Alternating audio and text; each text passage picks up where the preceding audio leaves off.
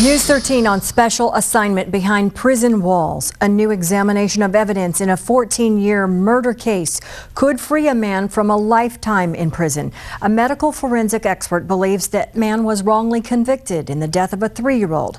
News 13 Saul Signs takes us behind prison walls for a rare interview with the convicted killer in a story you'll see only on News 13.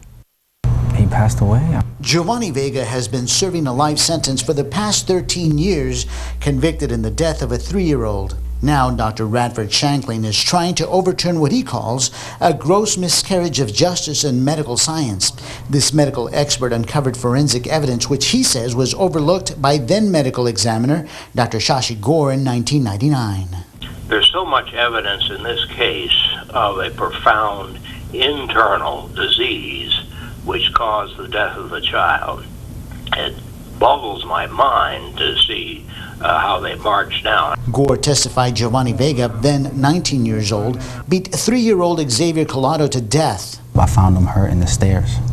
That is why he had a bruised stair mark. Vega is now 32 and has been in prison for 13 years.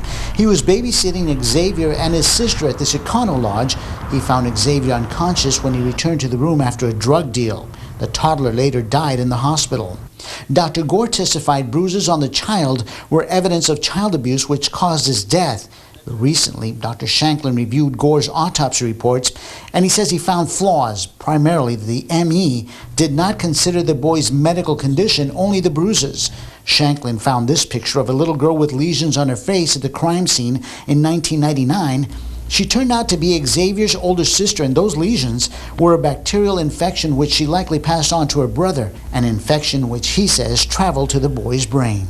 According to Dr. Shanklin, the 3-year-old collapsed at this hotel because his body was so weak from the effects of bacterial meningitis, which had already ravaged his body. Nobody came in and testified and pointed the finger at me. Nobody. Okay? This was a medical examiner, their main witness we're dealing with here. Dr. Gore came under fire for questionable and inaccurate autopsies, one of those which led to the state overturning a conviction. All were unrelated to this case. This is what's currently pending. Vega's lawyer, Christopher Stevenson, petitioned for a new hearing based on Gore's history of flawed autopsies, but was denied several times. And he did this to my son. You know, my son is his victim. Why can't the state see this?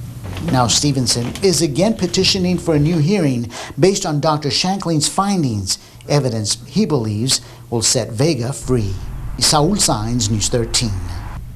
And just to clarify, all of the previous criticism of Dr. Gore's autopsy and the overturned conviction were unrelated to this case.